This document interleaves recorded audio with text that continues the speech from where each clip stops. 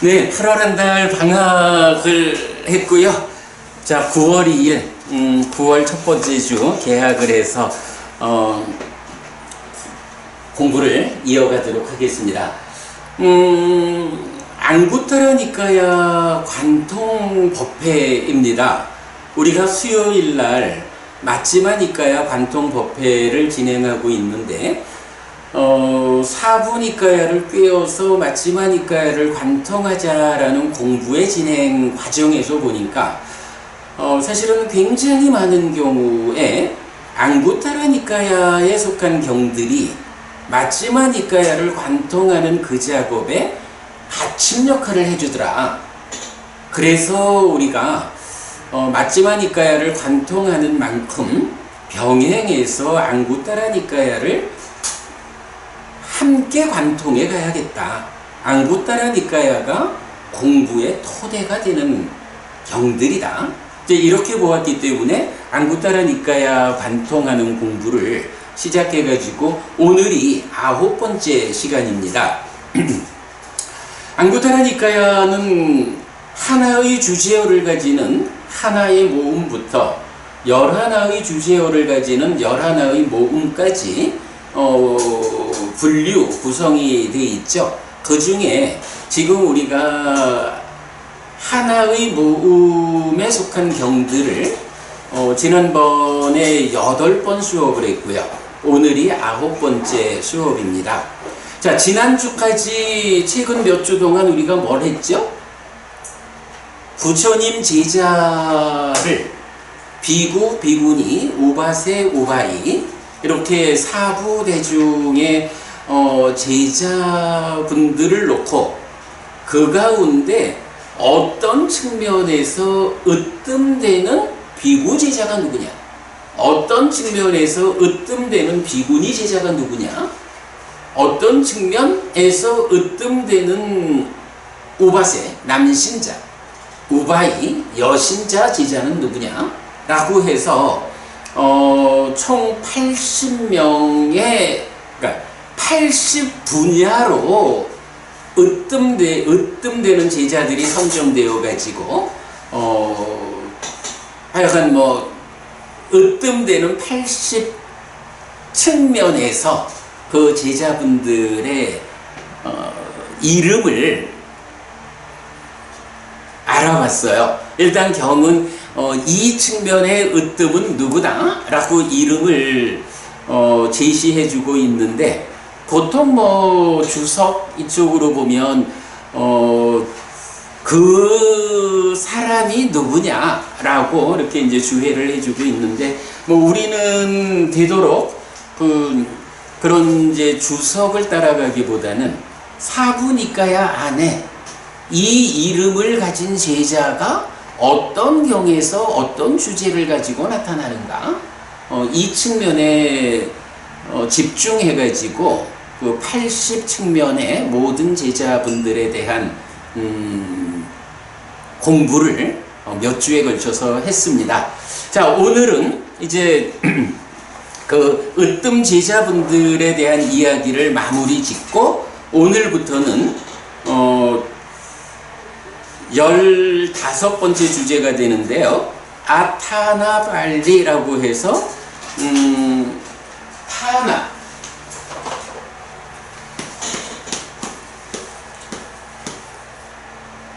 타나라는 단어가 있는데, 이 단어가 이제 뭐 여러 의미를 갖는데 경우 또는 뭐 토대 뭐 여러 의미를 갖는데요. 여기에서는 이제 이 경우라는 의미로 번역을 하고 있어요. 그런데 여기 앞에 부정적두어 아가 붙은 거예요. 그래서 아타나야. 근데 이제 빨리어 발음 관계에서 이럴 때는 보통 뒤에 오는 말을 하나 덧붙여 주거든요. 그래서 타나의 부정이 돼서 아타나 이렇게 돼요. 아타나. 그러니까 경우에 대한 부정이어서 경우 아님 이런 의미가 되는 거예요. 경우 아님. 그래서 뭐 이러이러한 거는 그거는 우리 인간들이 살아가는데 발생하는 경우가 아니요. 이런 의미. 예, 이런 아타나 경우 아님 물 주제로 하는 15번째 품이고요. 요 15번째 경우 아닌 품이 다시 작은 품으로 첫 번째 품, 두 번째 품, 세 번째 품 이렇게 세 가지 품으로 구성이 됩니다. 자, 일단 뭐 경을 좀 읽어보겠습니다.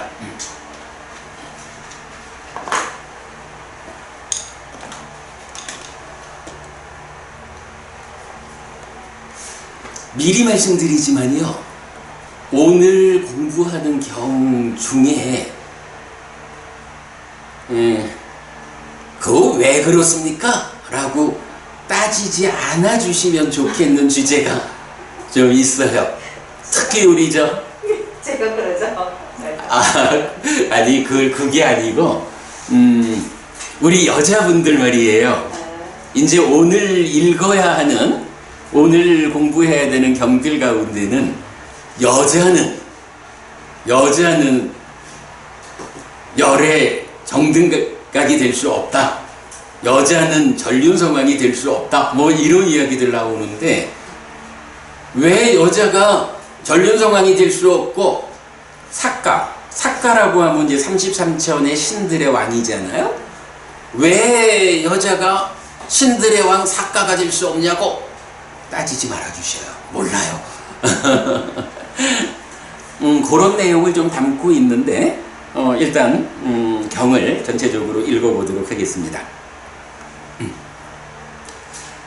비구들이여, 견해를 갖춘 사람이 어떤 것이든 행을 상으로부터 접근한다는 것은 경우가 아니고 가능하지 않다.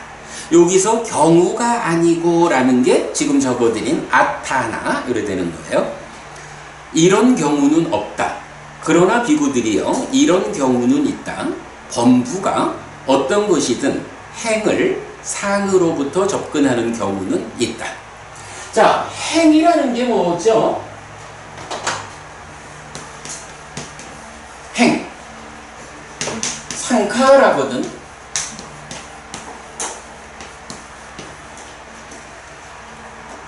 상카라. 요거 뭐예요? 행. 그래?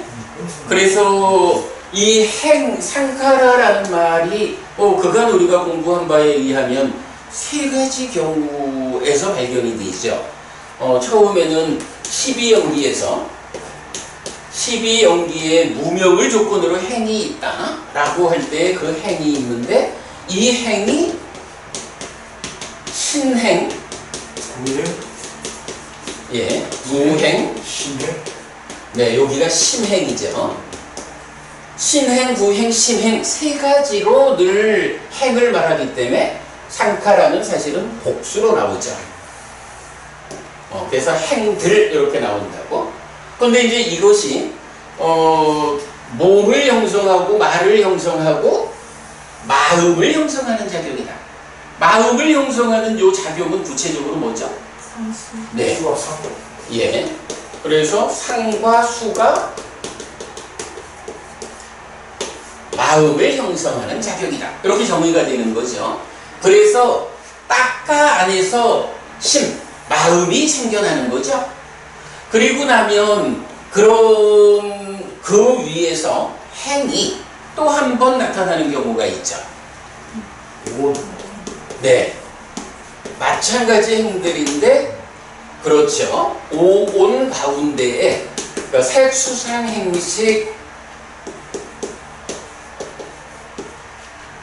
오온에 속한 행들이죠. 그럴 때에 이제 이 행들은 어떤 식으로 나오냐 하면 신행, 부행, 의행으로 나오죠. 요거 사실 굉장히 중요한 개념이에요. 12연기의 행들은 경의 정의사항이야. 경이 정의해 주기를 찌따 성카라 해서 심행으로 나오고, 오온의 행들은 신행, 부행, 의행 마노상카라로 나온다고요. 그래서 이렇게 이제 5번에서 나올 때는 아비상카로티 형성하다라는 단어랑 같이 나온다 이렇게 알죠. 이거를 우리가 이제 마음이라고 하면 심의식 세 가지 이름으로 나타나잖아요. 그러면 이 세 가지가 마음이라는 동질성 위에서 어떤 차별성에 의해서 마음은 마음인데 심이라고 불리고 의라고 불리고 식이라고 불리느냐? 마음을 세 가지의 동질성과 차별성으로 이해하지 못하면 마음을 알지 못하고 사실은 불교 공부를 못하는 거예요. 거기서도 지금 대표적으로 12용기의 행할 때는 심행, 오온의 행할 때는 의행 이런 식으로 나오죠. 그 다음에 이 행이 한 번 더 나오죠. 어디 나오죠? 그렇죠. 삼법인에서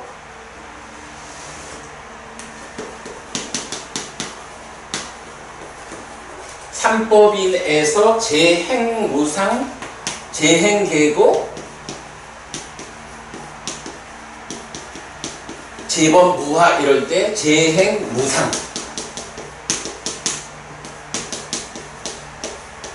재행계고, 그리고 재법무화 이래가지고 행과 법의 차이를 보여주죠. 이렇게 이제 행은 12연기냐, 오온에서 나타나느냐, 삼법인에서 나타나느냐에서 그 의미하는 바가 다르죠. 자, 이렇게 이제 행에 대한 기본을 우리가 아는 상태에서 이제 지금 이 경우는 뭐라고 하냐 하면 견해를 갖춘 사람, 디티 삼반노 이러는데 바꿔보니 견해를 갖춘 사람이 누구를 말하죠? 예리자. 예리자. 근데 딱 예리자만 견해를 갖춘 사람인가? 예리자 이상의 성자는 거죠. 그러니까 일단 사상에 그러니까 예류자, 일레자, 불안자, 아라한이라는 성자가 있다고요. 그럴 때 예류자에 도달했다라고 하면 견해를 갖췄다 이렇게 말하는 거야. 그러면 그 이상 되는 일레자, 불안자, 아라한은 다 견해를 갖춘 사람들이죠. 자, 그래서 이렇게 예류자 이상 되는 사상의 성자들, 이런 견해를 갖춘 사람이 어떤 것이든 행을 상으로부터 접근한다 는 것은 경우가 아니고 가능하지 않다. 요게 이제 첫 마디죠. 자, 그러면 견해를 갖춘 사람이니까 당연히 여기서 견해라는 것은 대표적으로 뭐가 돼 있죠? 여기서 말하는 견해가 뭐냐 하면 바로 삼법인이라고. 그죠? 존재하는 것들의 실상을 하는 것. 세상에 존재하는 거는 조건 지어진 거, 행. 상카라라는 것은 무상하고 고역. 거기에 열반까지를 포함한 존재하는 모든 것. 법은 무아역. 이렇게 무상고 무아라고 하는 존재의 실상을 보는, 그렇게 아는 사람들이 견해를 갖춘 사람이잖아. 확고하게 아는 거죠. 이렇게 이제 견해를 갖춘 사람이 삼법인에 대한 확고함을 가진 분이다.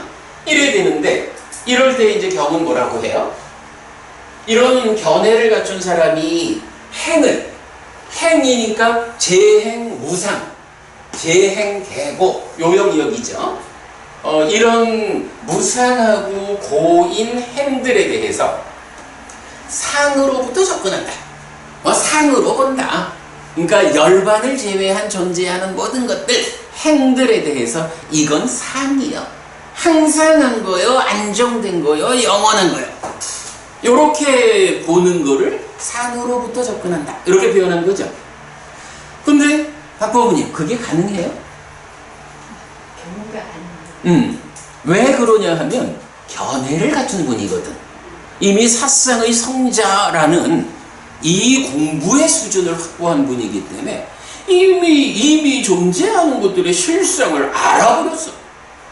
그렇게 견해를 갖춘 사상의 성자가 어떻게 열반 아닌 것, 행들에 대해서 항상하다라는 이런 전도된 관점으로 보면서 살아갈까? 요 얘기하는 거죠. 상으로부터 접근한다는 것은 경우가 아니다. 그거 가능하지 않다. 이렇게 말하는 거예요. 그러나 비고들이요, 이런 경우는 있다. 범부가 어떤 것이든 행을 상으로부터 접근하는 경우는 있다. 여기서 그럼 범부는 누구죠? 범부는 바로 이렇게 견해를 갖추지 못한 사람들. 그죠? 그래, 그러니까 성자의 반열에 오르지 못한, 여기는 삼매를 열심히 닦아가지고 비상비비상처를 얻었다 라고 해도 이런 존재의 실상을 보아가지고 벗어남의 영역으로 접근하지 못한 사람은 범부야. 그죠? 이제 겨우 초선만큼 삼매를 닦는다 해도 거기서 바른 삼매, 팔 정도가 이끄는 바른 삼매에 의해서 벗어남의 영역으로 들어가면 그 벗어남의 영역에서 얼만큼 갔느냐, 얼마만큼 번뇌를 부쉈느냐에 따라서 예류자가 될 수 있죠.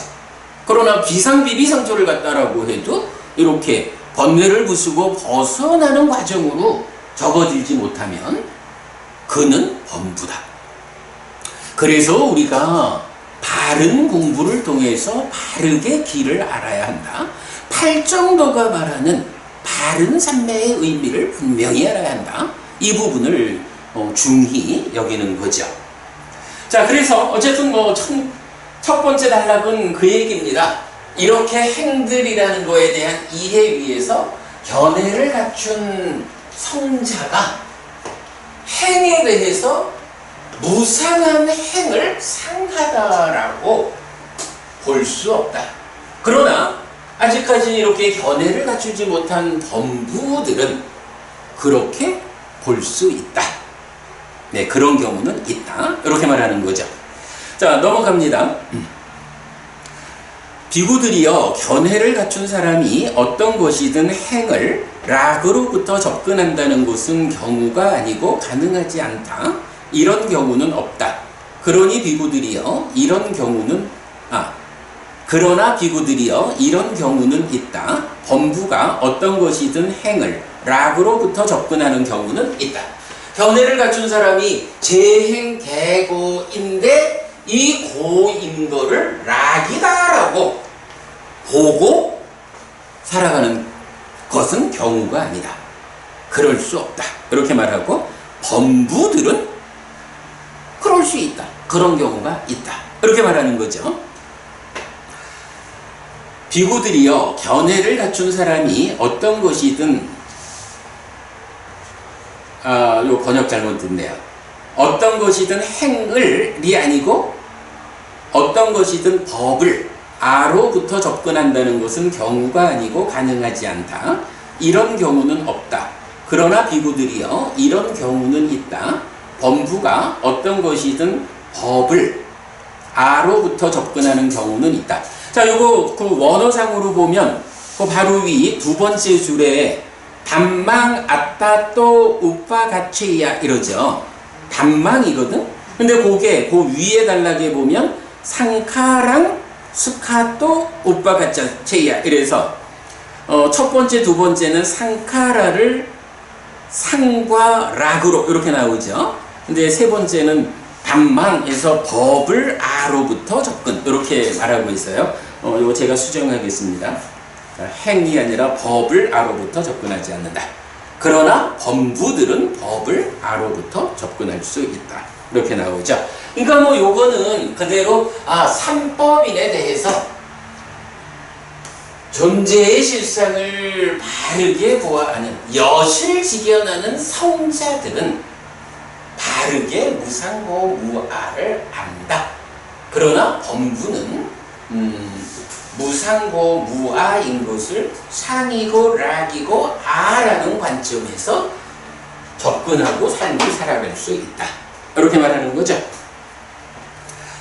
자, 그 다음에 비구들이요, 견해를 갖춘 사람이 어머니의 목숨을 빼앗는다는 것은 경우가 아니고 가능하지 않다. 이런 경우는 없다. 그러나 비구들이요, 이런 경우는 있다. 범부가 어머니의 목숨을 빼앗는 경우는 있다. 이런 부분은 어찌 보면 좀 그래요. 무상부무아라고 하는 삼법인 이런 진리와 관련해서 견해를 갖춘 사람이 잘못 볼 수 없는 거야. 그런데 이렇게 견해를 갖춘 성자가 어머니의 목숨을 빼앗을 수 없다? 그런 건 경우가 아니야? 이렇게도 말을 해야 되나? 라고 생각할 수 있는데, 이제 부처님이 이런 부분을 알려주는 거죠. 진리에 대해서 무상고무아라고 접근하는 거하고, 이런 성자들도 또한 우리 사회의 일원으로 함께 살아가고 있거든요. 그러면 우리 사회 안에서 할 수 있는 일과 할 수 없는 일이 있다고요. 견해를 갖추어 가지고 성자의 경지에 드신 분이 우리 사회의 보통 사람들도 하지 않는 어머니를 죽인다? 말이 안 되죠. 네, 그런 관점에서 이 부분은 보면 되죠.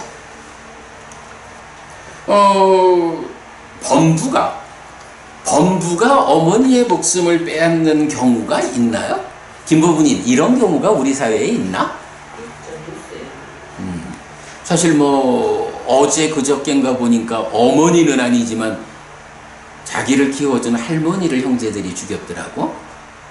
할머니나 어머니나 같은 맥락 보면 되죠. 범부는 그런 경우들이 있다. 그러나 일반적으로는 범부들도 이런 일을 안 해요. 근데 이런 경우가 있을 수 있다는 거예요.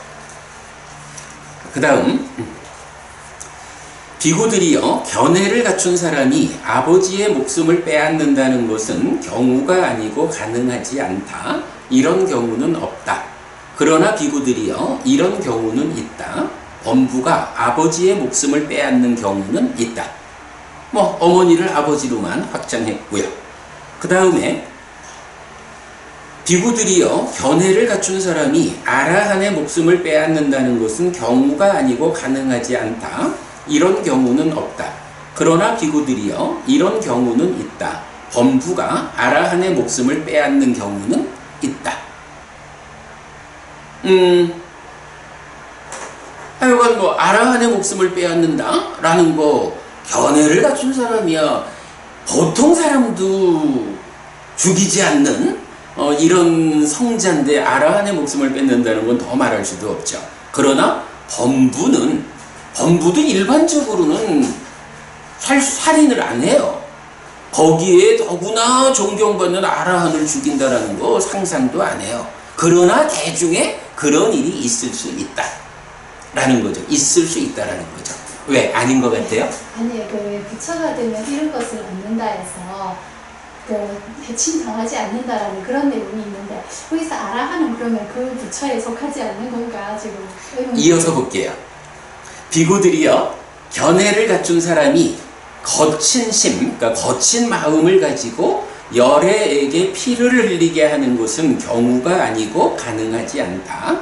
이런 경우는 없다. 그러나 비구들이요, 이런 경우는 있다. 범부가 거친 심을 가지고 열애에게 피를 흘리게 하는 경우는 있다. 아마 지금 여기에 연결되는 말씀일 거예요. 그러니까 32상경에서 말씀하시는 그 부분이잖아. 박보부님, 지금 박보부님이 말씀하신 부처님은 이렇게 살아있는 동안 남들에 의해서 목숨을 잃지 않는다. 이런 부처가 되면 이런 것을 얻는다. 이렇게 나오잖아. 근데 지금 이제 박보부님이 범부가 아라한의 목숨을 빼앗는 경우가 있다라는 거에서 좀 고개를 갸웃하셨거든요. 어떻게 이 부분은 답을 해야 될까?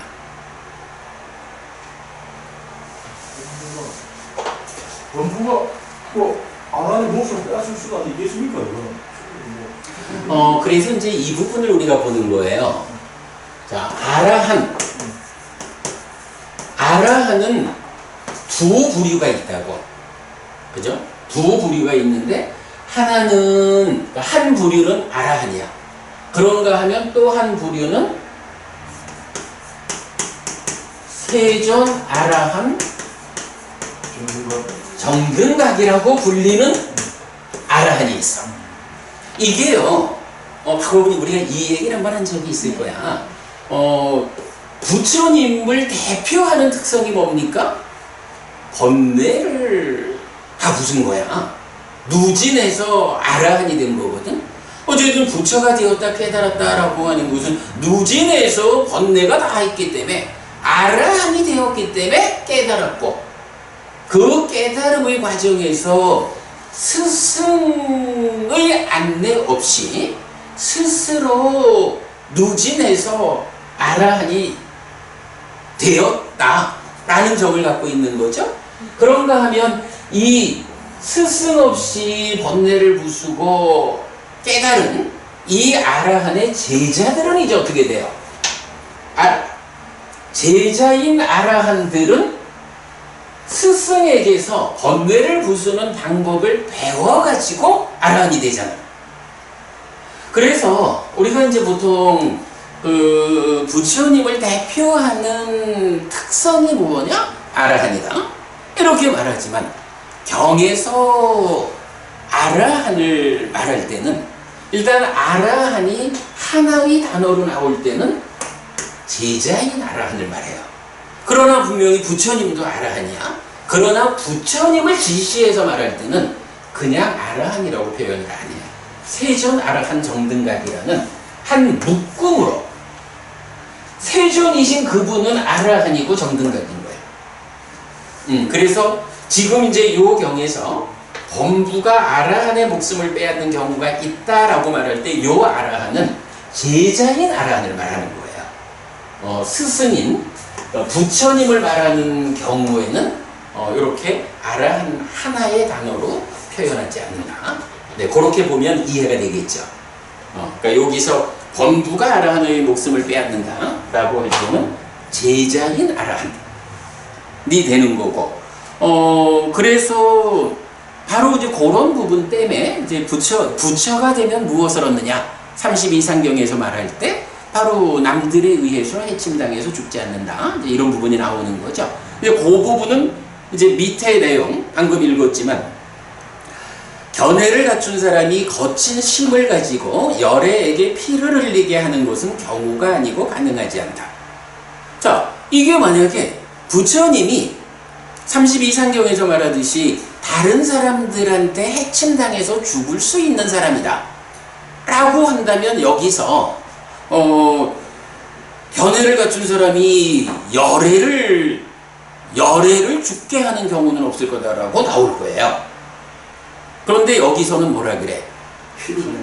부처님은 남들에 의해서 해침당해서 죽을 수 있는 사람이 아니요. 그러나 남들에 의해서 해코지를 받아가지고 피를 흘릴 수 있다. 이렇게 나오는 거죠. 그 부처님이 피를 흘리는 경우가 어디에 있죠? 대화다tta가 바로 고의를 했다라는 거죠. 그래서 부처님이 피를 흘리는 경우, 해침당해서 하는 게 대화다tta의 경우로 나타났죠. 이제 그런, 이 보면 경이 이런 부분도 참 보면 세세한 거예요. 지금 이거 박보부님 잘 지적을 하셨는데, 32상경에서 부처가 되면 이러한 것을 얻는다 라고 했는데, 만약 여기서 범부는 열애를 죽일 수 있다 이렇게 나온다 하면 곤란하잖아.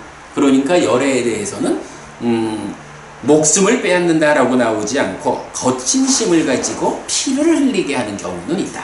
이런 차이. 그러면 제가 봤다는 공부 어떤 그 석상 관련은 하나도 그거는 못했, 입성도 못했다 그죠 그러면?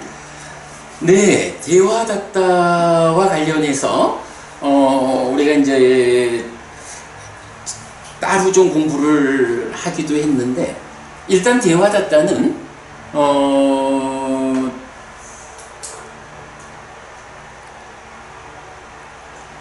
대화다tta가 왜 부처님의 제자로 있다가 교단을 떠났을까? 김보부님, 대화받다가 교단을 떠난 이유를 주로 어떻게 보세요? 스님의 뭐 들어가시면 자리를 주지 않는다. 교회에서 그만. 그래, 그러면서 이제 부처님한테 뭐 5가지의 어떤 그 계율을 이렇게 좀 이렇게 지킵시다 라고 하는데 부처님이 거부하죠. 그래서 이제 떠나는 뭐 이런 식으로 우리가 보통 알기로는 대화다tta가 그런 그 교단의 삶, 운영 이 측면에서 계와 관련한 관점의 차이를 가지고 떠났다 이렇게 보통 알지만 요번에 이제 이 책에도 우리가 담고 있지만요 사실 대화다tta하고 부처님하고의 차이를 어떻게 보아야 하느냐 하면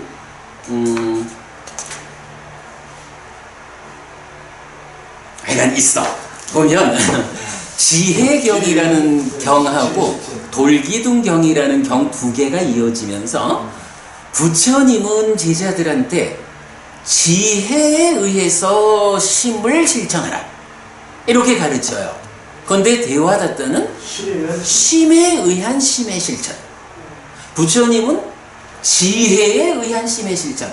근데 여기서 지혜에 의한 심의 실천이 뭐냐 하면 우리가 심해탈, 해해탈 이렇게 깨달음을 말하죠. 깨닫는다라는 것은 어쨌든 심해탈이야. 마음이 번뇌로부터 벗어나는 거거든.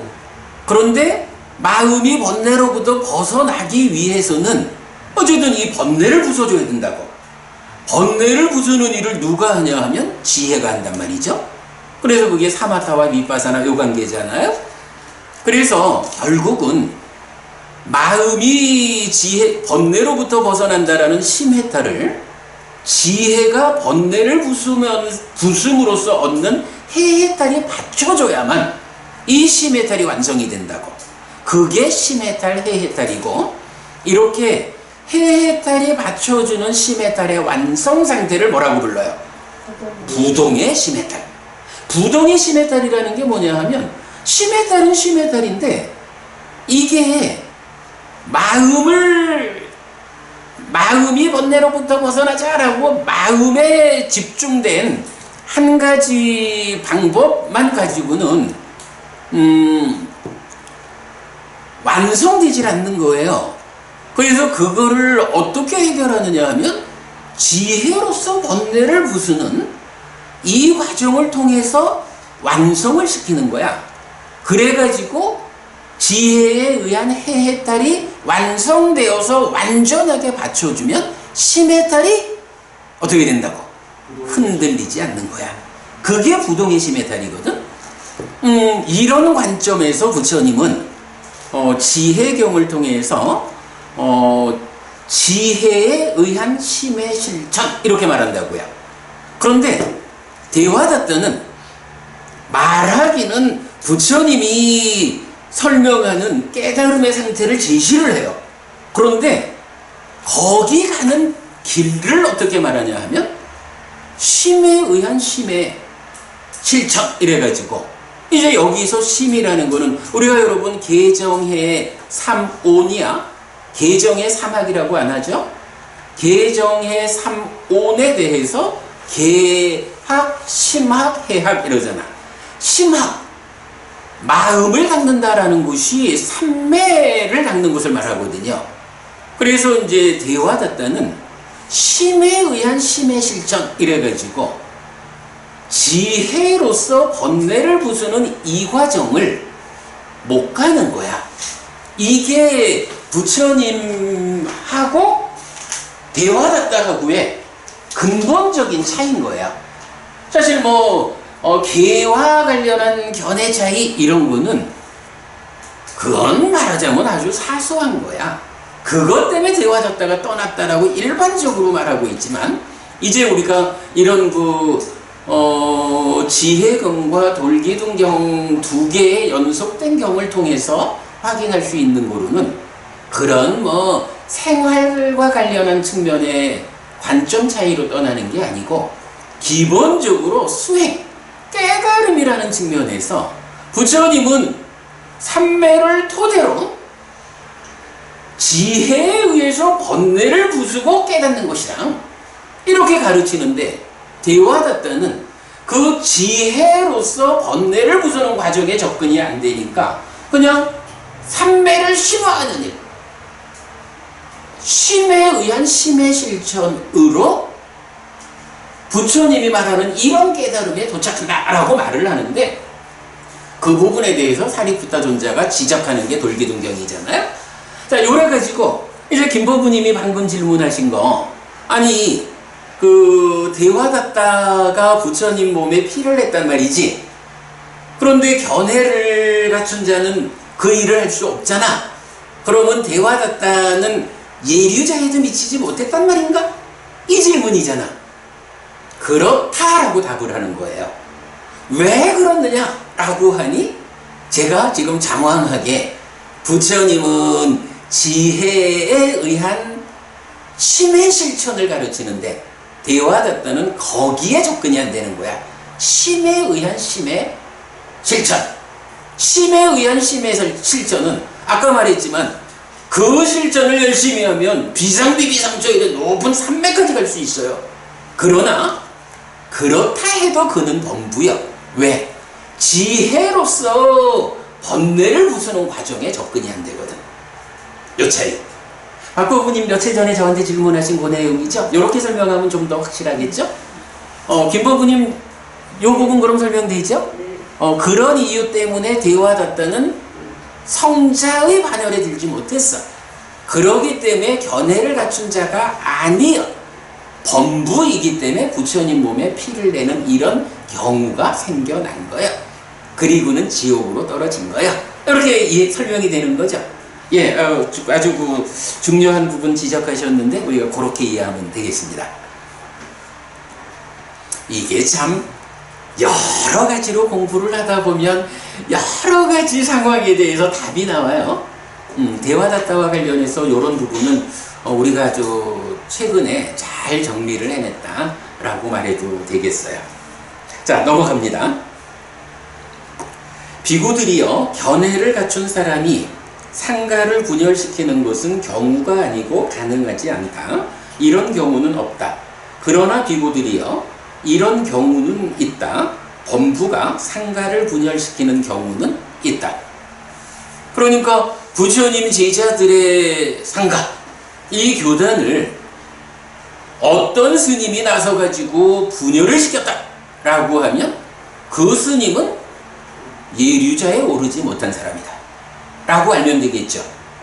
일단 견해를 갖춘 성자분들은 이 교단이 얼마나 소중한지, 얼마나 잘 화합되어 유지되어야 하는지 절대 그런 일을 할 수 없다라는 거죠. 자, 그 다음에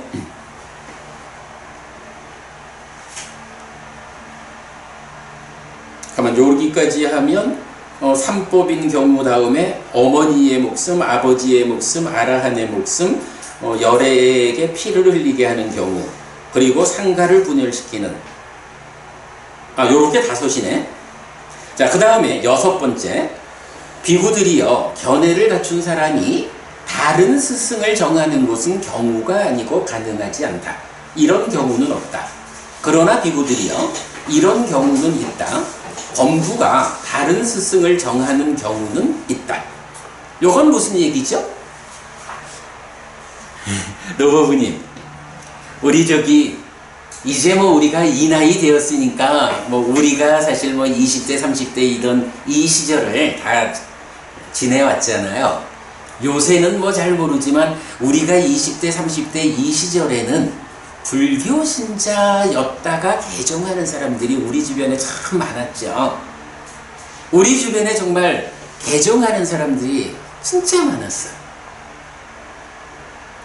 그 개종한 사람들은 왜 개종을 했을까?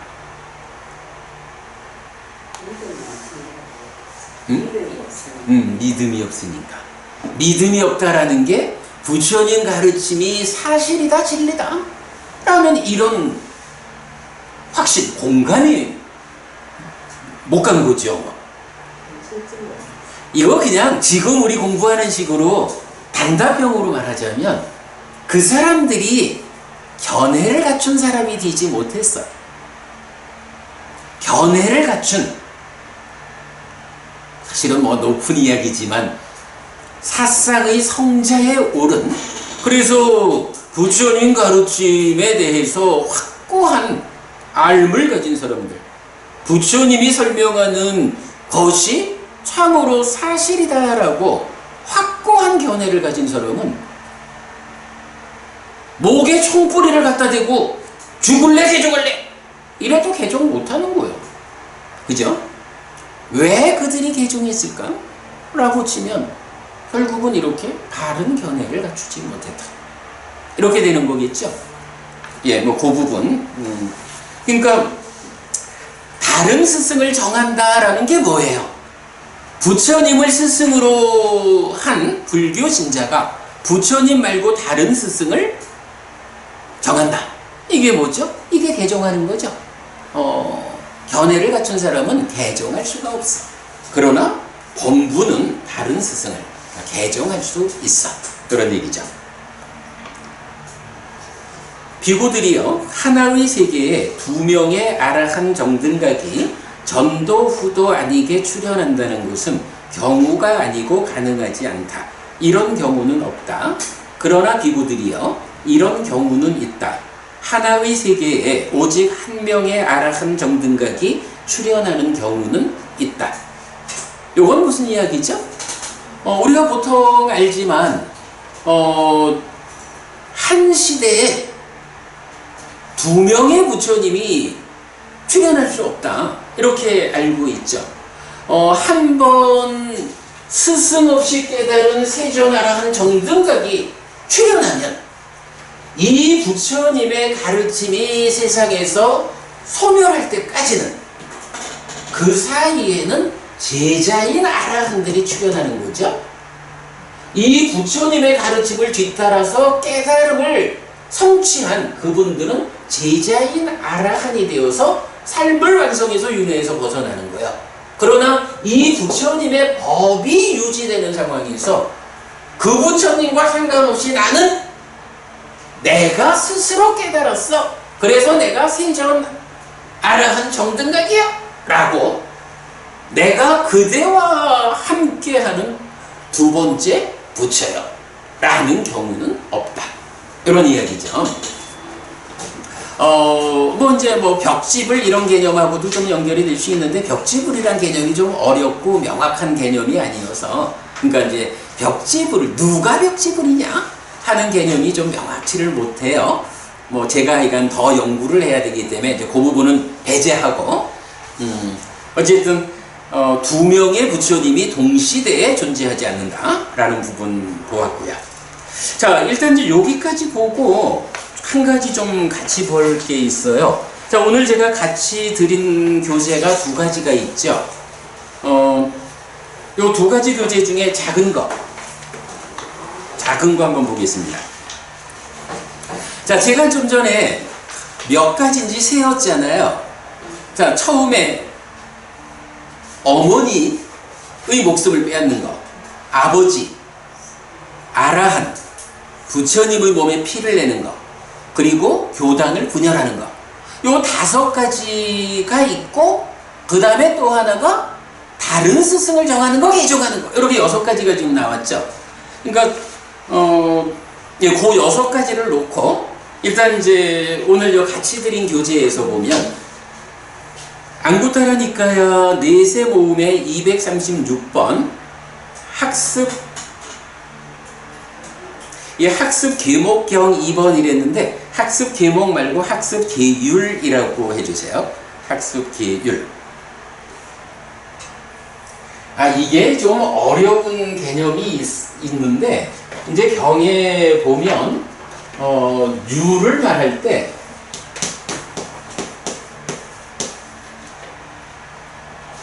시카바다 라는 말이 나오고 빠띠모카라는 말이 나와요.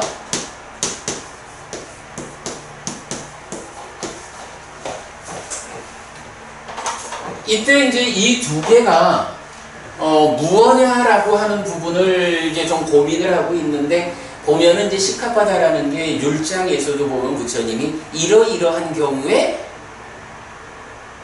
비구들은 이렇게 암송해라 해가지고 하나의 계율을 딱 정해줄 때, 그게 이제 주로 시카바다라는 말로 나오고, 근데 이제 율장은 보면 요런 계를 암송하라라는 그 계 자체만 암송하는 게 아니라 어떤 형편에 의해서 이런 계율이 생겨났는지 이런 포괄적인 얘기를 율장이 전송하잖아요.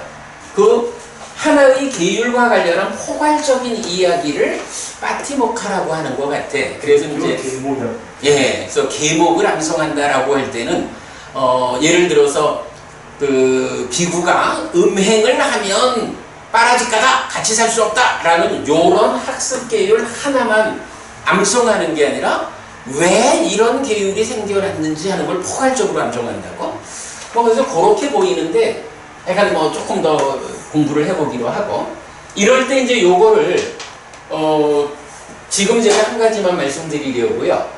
전체적으로 번역을 하는데, 요 파티모카를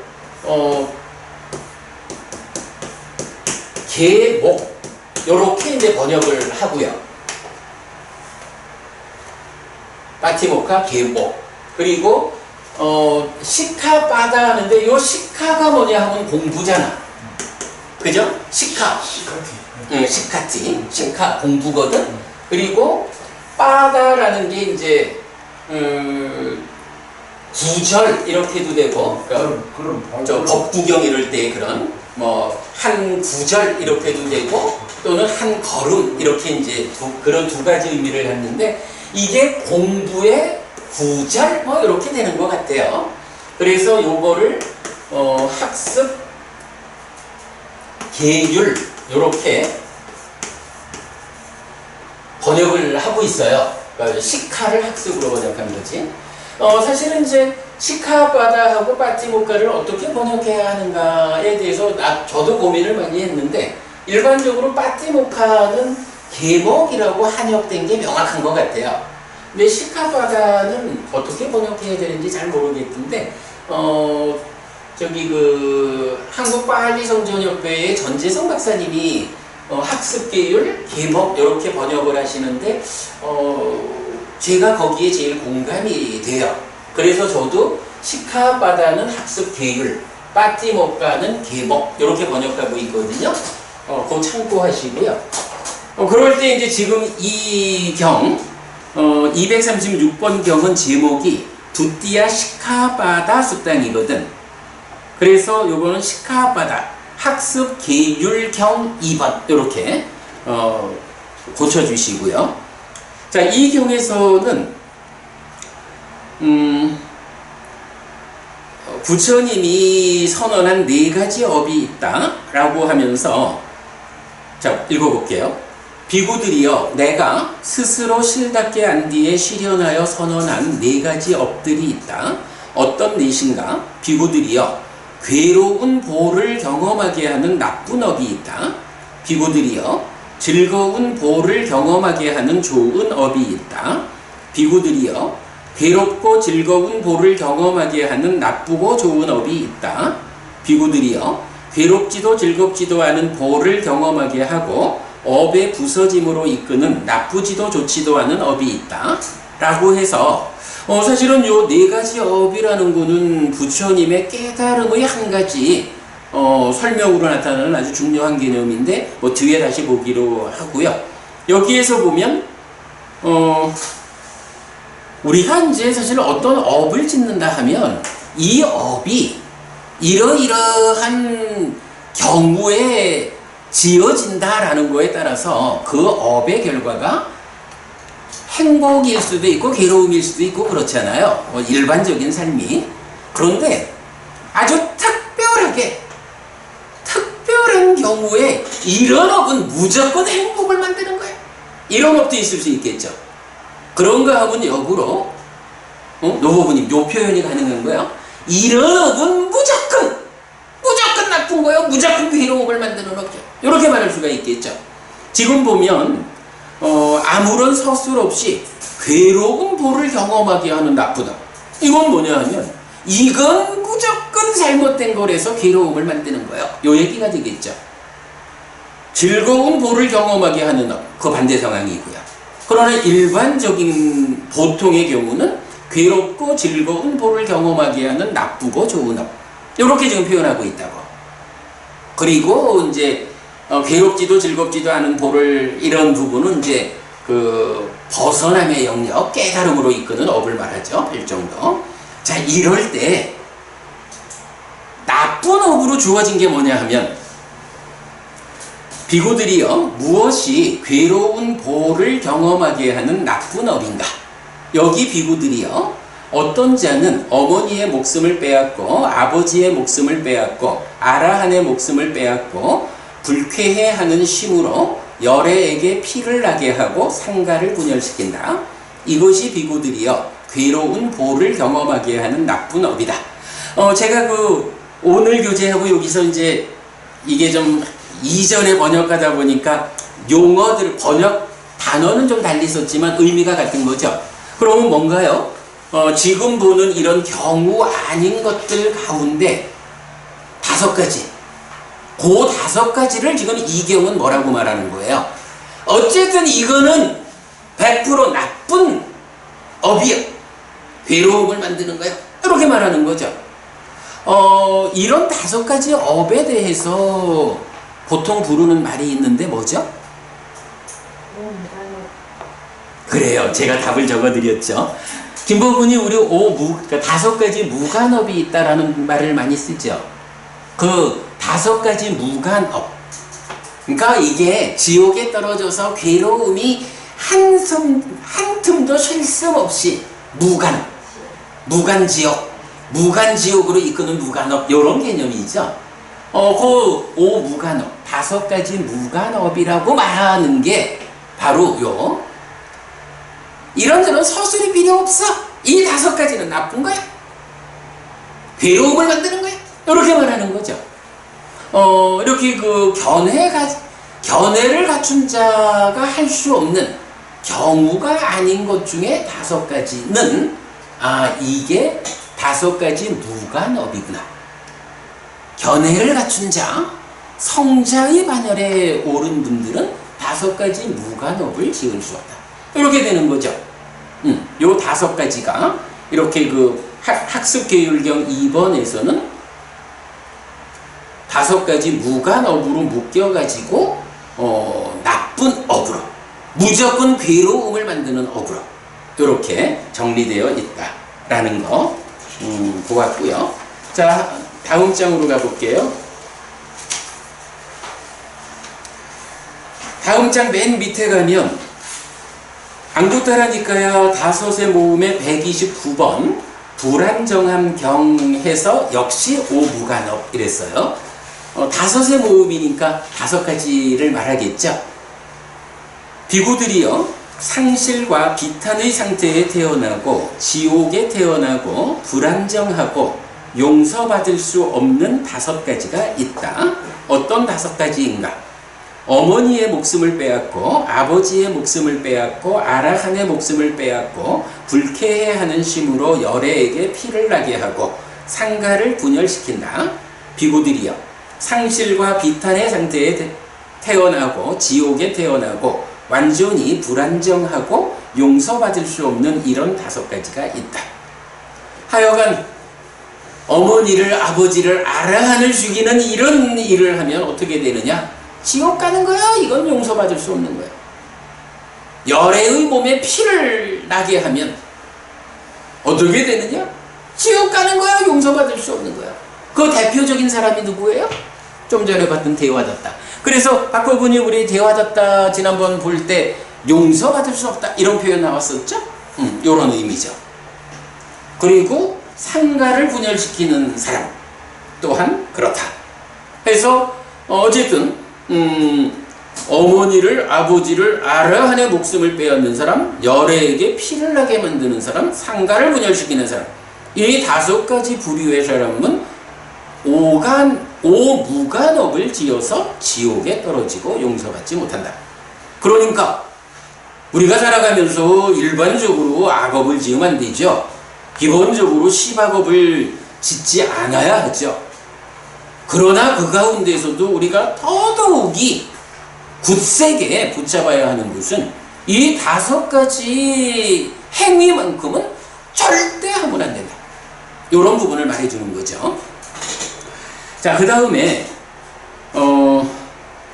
안구따라니까야 6의 모음의 87번 빼앗음경이 있어요. 이제 6의 모음이니까 아무래도 하나가 더해져가지고 6가지로 나오겠죠. 어떤 하나가 더해질까요? 지혜가 없어 어리석고 멍청하다. 네, 그렇게 나오는군요. 비구들이여 정법을 듣는다고 해도 6가지 법을 갖춘 자는 유익한 법들에게 확고하고 바르게 들어가는 것이 불가능하다. 어떤 6인가? 어머니의 목숨을 빼앗고 아버지의 목숨을 빼앗고 아라한의 목숨을 빼앗고 불쾌해하는 심으로 열애에게 피를 나게 하고 상가를 분열시키고 오무간업 지혜가 없어 어리석고 멍청하다. 비구들이여 정법을 듣는다고 해도 이런 6가지 법을 갖춘 자는 유익한 법들에게 확고하고 바르게 들어가는 것이 불가능하다. 아무래도 지혜가 없어서 어리석고 멍청한 사람은 바른 법을 듣는다 해도 지혜가 없어요. 어리석고 멍청해요. 그러니 바른 법을 듣는다 해도 그 바른 법, 유익한 법에 대해서 확고하게 쓰지를 못해. 그 바른 법으로 바르게 삶을 이끌지 못해. 당연히 그럴 만하죠. 지혜가 없으니까, 어리숙하니까. 그런데 그 앞에 오무간업이 함께하는 건 뭐예요? 이 5가지 무간업이라고 하는 게 그야말로 나쁜 업이요. 이게 삶을 지옥으로 삶을 태고로 이끄는 힘이 강력한 거예요. 이 5가지 무간업을 짓는다라는 사람에게는 그 업의 힘이 강력하게 나쁜 상태로 이끌기 때문에 어쩌다가 바른 법을 듣는다 해도 나쁜 업이 이끄는 그 강력한 힘 때문에 그 정법을 향해서 나아가지 못한다. 힘이 부족하다. 이렇게 말하는 거죠. 제가 또 떠오르는 생각이 있는데 그 아자타사토 레키타가 네. 공기사라고 하는 걸 시해했잖아요. 네. 그러면 근데 나중에 참여를 하고 이 법에서 받아들였잖아요. 그게 좀 모순 아닌가요? 이 말과. 그래. 그 사문과경에서는 그렇게 나오죠. 부처님의 법을 듣고 이제 아자타사토 메데히쿠타가 바른 법을 실천하는 그러니까 법왕이신 아버지를 죽였습니다. 이제 제가 참회합니다 라고 하니까 부처님이 이 법과 율에서는 참회하는 자는 받아들인다. 그래서 참회한 자는 이 법과 율에서 향상한다.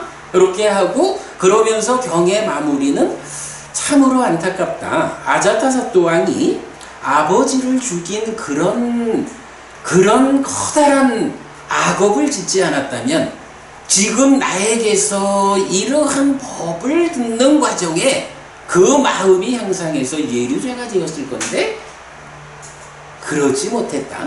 이렇게 그 사문과경의 마무리가 지어지거든요. 말씀하신 대로 이런 아버지를 죽였다라는 무간업에 의해서 정법에 들어올 수 없다라는 부분이 한 측면이 분명히 있죠. 그런데 이제 또 한 측면은 이거를 하면 2개의 경을 어떻게 우리가 볼 거냐 하는 측면에서 보면 방금 말씀드렸듯이 이 5가지 무간업이 가지는 그 강력한 영향력 때문에 용서받을 수 없죠. 퇴보를 해야 되죠. 용서받을 수 없죠. 그런데 거기서 한 가지 변수는 이제 이 사람이 부처님에게서 직접 법을 듣는, 부처님에게서 공부하는 그 특별한 인연이 있어서 부처님에게서 법을 듣고 참회하고 하는 그 힘이 이제 무간업이 이끄는 이 방향을 거슬러 가지고, 이게 그러니까 웬만해서는 아마도 해피 스님이 부처님 말씀을 전달하는 자리에 와서 법을 들었다 하는 그 정도 힘 가지고 이 무간업이 상쇄되어서 이 법과 율에서 향상할 것이다 이렇게 말하기는 어렵겠지만, 부처님이라고 하는 특별한 분에 의해서 법을 듣고 그 부처님에 의한 공감에 의해서 진심으로 이제 참회를 했단 말이죠. 그러니까 부처님이라는 특별한 스승과 그에 의한 참회가 가지는 이 힘에 의해서 그 힘은 위로 이끄는 힘이잖아. 그런데 이제 이런 양쪽으로 작용하는 힘을 놓고, 만약에 이런 아버지를 죽였다라는 이 무간업의 힘이 없었다면 부처님에게서 이렇게 장시간 법을 배운, 그리고 참회한 이 힘에 의해서 법안이 생기고 더 나아가 예류자가 되었을 건데, 이 무간업을 지은 이 힘이 워낙 강하게 작용을 하니까 부처님한테서 직접 법을 배우고서도 예류자가 되지 못한 이런 안타까움, 이런 부분을 사문가경이 말했다. 물론 이제 여기서 그래 방금 말하듯이 용서받을 수 없다 이런 부분을 누군가로부터 용서받는, 뭐 도움을 받는, 근데 이제 그 경우하고는 다르게 지금 아자자사투 외대이부타 같은 경우는 누군가가 용서해준다 이런 개념이 아니라 자기가 부처님을 만나고 부처님에게서 법을 배우고 또 참회하고 하는 이 자체는 용서라는 개념과는 다르게 무간업에 의해서 끌려가는 이거를 자기의 선업을 통해서 상쇄해가는 이런 영역이었다? 이렇게 우리가 이해를 할 수 있겠어요. 우리가 이건 그런 표현을 얼마 전에도 했죠. 어떤 악업이 이끄는 힘이 있을 때 다른 조건들이 방어해주지 않으면 일방적으로 끌려간다. 그래서 소금종지경에서도 그 말을 하죠. 작은 악업으로도 지옥에 간다. 다른 조건들이 방어해주지 않으면. 그러나 악업을 지었다 해도 다른 조건들이 함께해서 방어를 해주면 살아서 다 겪고 말지 죽은 다음에 그것 때문에 끌려가지 않는다. 이렇게 말하잖아요. 요런 개념으로 우리가 이해를 해야 할 것 같아요. 엉덩이에 생각이 나요. 제가 이제 지금 소금 종지경 이랬는데, 제가 이제 번역을 소금 종지경 이래 하고 있는데, 그게 이제 우리 초기불전연구원에서는 소금덩이경으로 번역이 되어 있어요. 그 경이에요. 바로 그 경이거든. 그러니까 이제 그런 부분들, 어쨌거나 이건 중요한 게, 지금 이제 그래 소금덩이경, 소금종지경에서는 몸을 닫고 계를 닫고 마음을 닫고 지혜를 닫는 무량한 삶을 사는 사람, 그렇게 말하죠. 그럴 때 이렇게 무량한 삶을 닫지 않는 사람은 작은 악업으로도 지옥 간다. 그래서 그 부분을 이제 제가 어떻게 설명한 거냐 하면, 이런 몸을 닫고 계와 심과 해를 닦는 뭐 이런 포괄적인 공덕행이 방어하는 힘을 만들어주지 않으면 아주 작은 악업에 의해서도 지옥을 가는 거예요. 그러나 웬만큼 악업을 지었다 해도 내가 이제 삶을 바꿔가지고, 그죠? 삶을 바꿔가지고 방어하는 힘을 만들기 시작하면, 끌고 가려고 하는 것보다 방어하는 힘이 더 세지면 하늘로 가는 거예요. 아버지 빈비사라 왕을 죽였다 해서 그 무간업 위 끄는 힘이 얼마나 강할까? 그러나 그래도 다행스럽게 부처님을 만나가지고 부처님에게서 법을 배우고 진심으로 참회하고 앞으로는 제가 그러지 않겠습니다. 이래야 하니까 이런 그 무간업이라는 그 힘이 작용하지 않았다면 부처님한테 법을 듣는 그 가운데에서 진정으로 마음이 향상해서 예리좌가 될 텐데, 그 예리좌가 될 텐데로 나와 있던가? 하여간 이제 그럴 거야. 법안이 열리는 것을. 아, 법안이 열리는 곳으로 나왔던가? 그러면 이제 예류자까지는 좀 아니고, 하여간 이제 그렇게 그 부처님에게서 공부를 직접 한 힘으로 이렇게 법안이 열리는, 확인해 보지 뭐. 잠깐만요.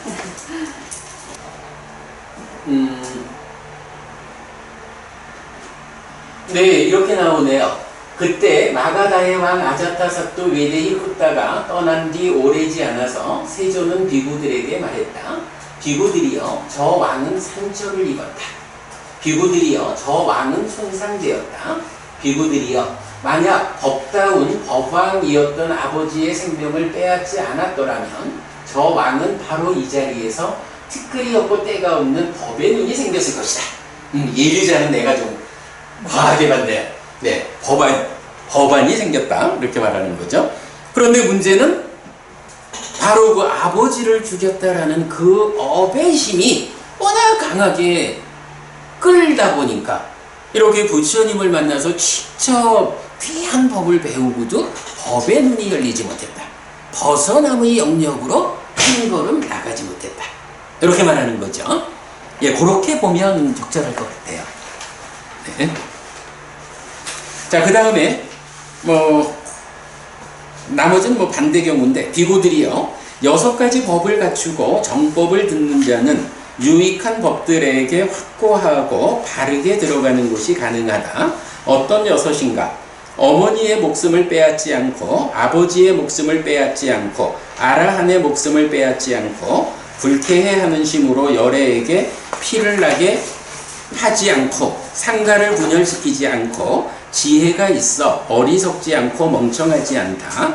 비구들이여, 이런 6가지 법을 갖추고 정법을 듣는 자는 유익한 법들에게 확고하고 바르게 들어가는 것이 가능하다. 네, 이렇게 이제 6가지로 나왔고요. 그 다음에 마지막 앙구따라 니까야 6의 모음의 94번 불가능경 3번입니다. 비구들이여, 6가지 불가능한 경우가 있다. 어떤 6인가? 견해를 갖춘 사람이 어머니의 목숨을 빼앗는 것은 불가능하다. 견해를 갖춘 사람이 아버지의 목숨을 빼앗는 것은 불가능하다. 견해를 갖춘 사람이 아라한의 목숨을 빼앗는 것은 불가능하다. 견해를 갖춘 사람이 불쾌해하는 심으로 열애에게 피를 나게 하는 것은 불가능하다. 견해를 갖춘 사람이 상가를 분열시키는 것은 불가능하다. 5가지 무간업이죠? 거기에 더해서 견해를 갖춘 사람이 다른 스승을 청하는 것은 불가능하다. 라고 해서 오늘 공부한 중에 6가지를 말해서 견해를 갖춘 사람은 이 6가지 불가능하다. 라고 말해 주죠. 네, 이건 이렇게 관련돼 있는 경들을 함께 좀 보았습니다. 시간이 10분밖에 안 남아서 그래도 조금 더 보죠. 자, 다음 장으로 넘어가면 경우 아님 중에 2번째 품이에요. 비구들이여, 하나의 세계에 2명의 전륜 성왕이 전도 후도 아니게 출현한다는 것은 경우가 아니고 가능하지 않다. 이런 경우는 없다. 그러나 비구들이여, 이런 경우는 있다. 하나의 세계에 오직 1명의 전륜 성왕이 출현하는 경우는 있다. 요게 앞에 품의 마지막은 아라한 정등각, 부처님은 한 시대에 두 부처님이 있을 수 없다 이랬죠. 동일한 이야기를 전륜 성왕도 그러하다라고 말해주는 거예요. 그 다음에 비구들이여, 여자가 아라한 정등각이 된다는 것은 경우가 아니고 가능하지 않다. 이런 경우는 없다. 그러나 비구들이여, 이런 경우는 있다. 남자가 아라한 정등각이 되는 경우는 있다. 시작하면서 말씀드렸지만 저한테 따지지 마세요. 나 이거 대답 못해요. 비고들이여 여자가 전륜성왕이 된다는 것은 경우가 아니고 가능하지 않다. 이런 경우는 없다. 그러나 비고들이여 이런 경우는 있다. 남자가 전륜성왕이 되는 경우는 있다. 비고들이여 여자가 삭가의 지위를 만들 것이라는 것은 경우가 아니고 가능하지 않다. 이런 경우는 없다. 비고들이여 여자가 마라의 지위를 만들 것이라는 것은 경우가 아니고 가능하지 않다. 이런 경우는 없다. 비고들이여 여자가 범천의 지위를 만들 것이라는 것은 경우가 아니고 가능하지 않다. 이런 경우는 없다. 그러나 비고들이여 이런 경우는 있다. 남자가 삭가의 지위를 만드는 경우는 있다. 비고들이여 남자가 마라의 지위를 만드는 경우는 있다. 비고들이여 남자가 범천의 지위를 만드는 경우는 있다. 자, 여기까지 보면 전륜성왕은 뭐 대단히 훌륭한 왕이죠. 그렇지만 전륜성왕을 신이라고 말하진 않죠. 일단은 여자에 대해서 여자가 아라한 정등각 즉 부처님이 될 수 없다 이렇게 말했어요. 그리고 이어가지고 전륜성왕인데 어쨌든 전륜성왕은 훌륭하긴 하지만 신은 아니요 요 얘기고, 그 다음에 이어가지고 삭가는 욕계의 두 번째 하늘인 33천의 왕이라고요. 신들의 왕 삭가 이렇게 말하죠. 그 다음에 마라는 누구죠? 자, 우리가 이제 어제 수업에서도 마라 이야기를 좀 했지만 사실은 이 마라의 영향력이 비상비비상처까지 중생세상 전체에 미치는 거죠. 그런데 사실은 또 마라를 이야기할 때는 또 욕계, 그러니까 타화자재천이라는 욕계 하늘의 끝, 그 자리를 또 마라의 자리로 말도 하거든요. 근데 여기서는 그 마라의 자리가 욕계 하늘의 끝, 그러니까 색계로 넘어가지 못하는, 그러니까 수행자들이 내가 삼매를 낚아가지고 욕계를 넘어서서 색계로 무색계로 올라갈 거야 이래 할 때 어딜 가 그냥 소유의 즐거움 가운데 살아 라고 말리는 뭐 요런 정도, 그러니까 욕계 하늘의 끝 타화자재천의 존재 이렇게 이제 마라를 말하기도 하죠. 그러면 여기서는 하여간 그 자리로, 그러니까 중생세상의 끝 이보다 욕계의 끝 요 자리로 이제 마라를 보자고요. 그리고 나면 그 다음에 범천이라고 하는데 범천은 누구예요?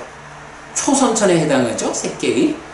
그러니까 이제 여자가 될 수 없는 경우를 저는 부처가 될 수 없다. 인간 가운데 으뜸되는 전륜성왕이 될 수 없다. 33천의 왕인 삭가가 될 수 없다. 타화자재천의 꼭대기 마라가 될 수 없다. 그리고 색계로 넘어가가지고 범천이 될 수 없다. 이렇게 말하고 있죠. 그런가 하면 이제 남자는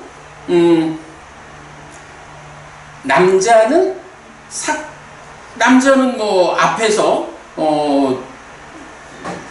남자는 부처가 될 수 있다 그렇고 전륜성왕이 될 수 있다라고 나온 거죠.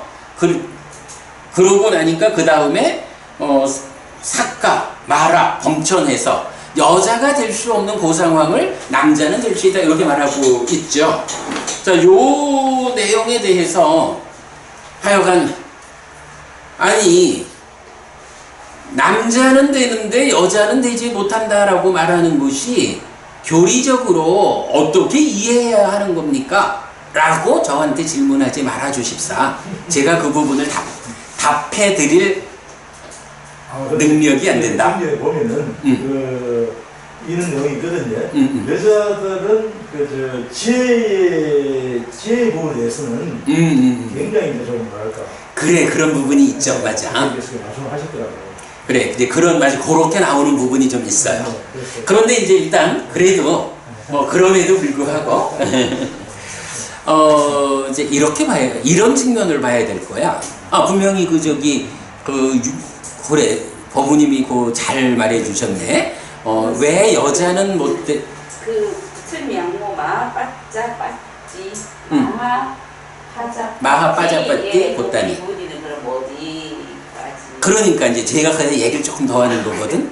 얘기를 조금 더 해야 되는 게 뭐냐 하면 이렇게 말하자면 중생들의 삶의 영역, 이 세간적인 삶의 영역에서 어떤 지위라 할까? 이런 거를 뭐 부처님은 빼고 전륜성왕, 인간 가운데 으뜸되는 전륜성왕, 그리고 하늘로 올라가서 33천의 왕, 또 욕계의 꼭대기에 마라, 그리고 범천의 세상으로 가서 범천, 이렇게 지금 그 어떤 지점을 말하면서 그게 이제 어떤 특성 때문에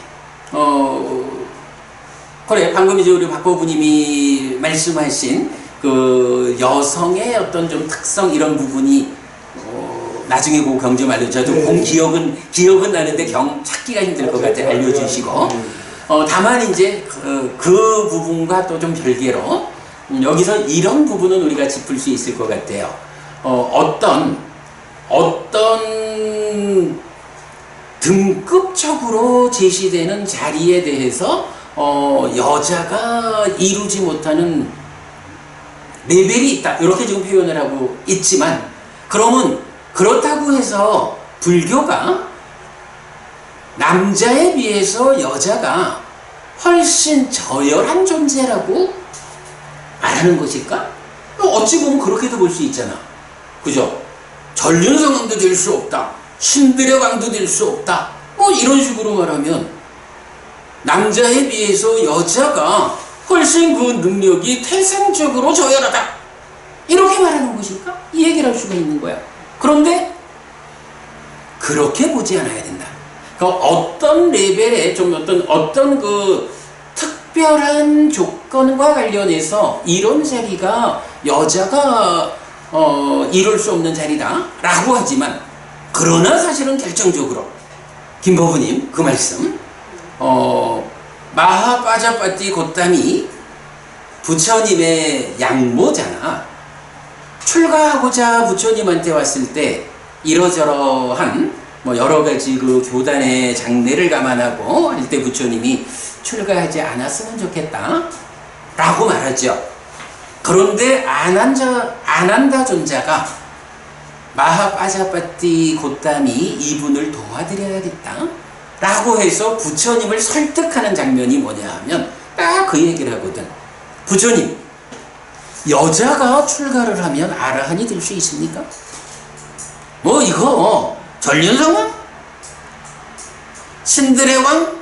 마라? 범천? 이런 정도 레벨 말고 그야말로 범부의 영역이 아니라 성장의 영역으로 들어가서 그 끝에 아라한이라는 완성의 자리를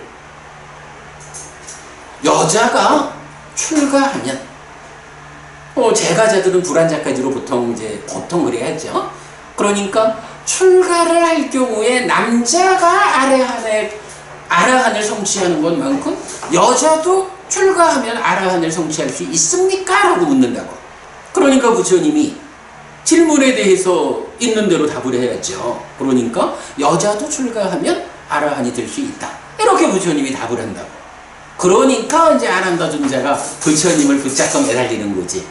아니 부처님, 저 마하빠자빠띠 곧다미가 여자이지만 그러나 그가 출가를 하면 출가해서 공부하는 만큼 아라한을 성취할 수 있으면 출가를 시켜야 맞지 않습니까? 하고 부처님을 설득하는 이런 장면이 나온다고.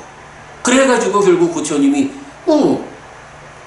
떼쓰는 게 아니라 타당한 이야기로 아난다 존자가 이야기를 하니까 거기에 이제 뭐 8가지 조건을 붙여가지고 그냥 여자가 출가한다, 아라한이 될 수 있다, 이것만 보면 출가하는 게 당연하지만, 또 그러나 교단이 유지되어야 하는 필요성에서 여자의 출가가 작용하는 조건성, 이런 부분 때문에 사실은 그 조건성을 크게 보고 출가하지 않았으면 좋겠다라고 했지만, 그러나 아난다 존자의 타당한 문제제기 때문에 출가를 시키되 교단에 미치는 여자의 출가라는 조건, 이것 때문에 8가지 조건을 붙여가지고 출가를 시켜주잖아.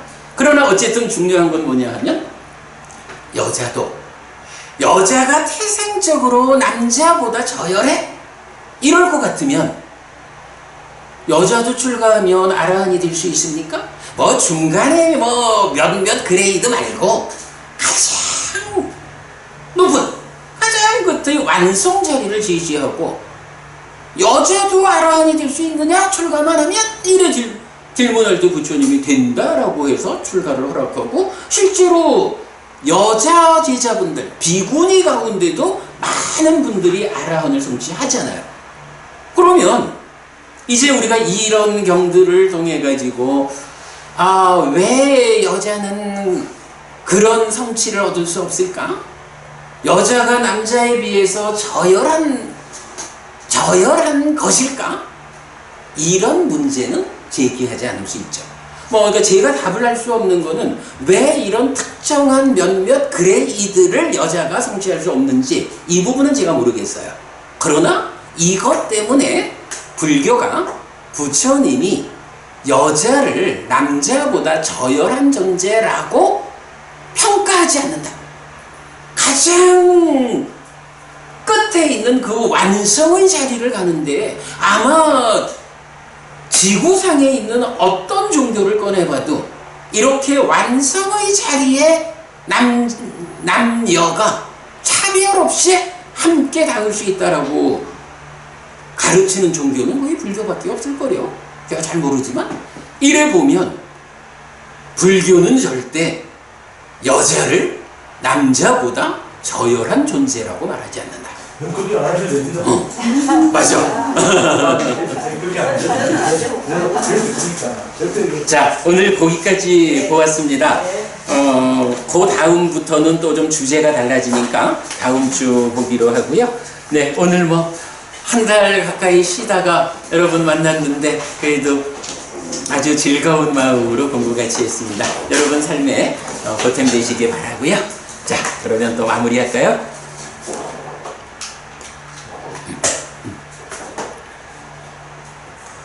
삼마 삼붓도 바가와 스와가도 바가와따 담모 수빠띠빤노 사와카 상고띠 세조는 증거가 이시라. 세조로부터 세조들의 상견은 바로 시키는다. 찌란 띠타뚜 록가스민 삼마 삼붓다 사사낭띠 증등다와의 가르침이 세상의 오해력으로 이차마항 얀양 야지뚱 양마마 아싸 디가라땅 히타야 스카야띠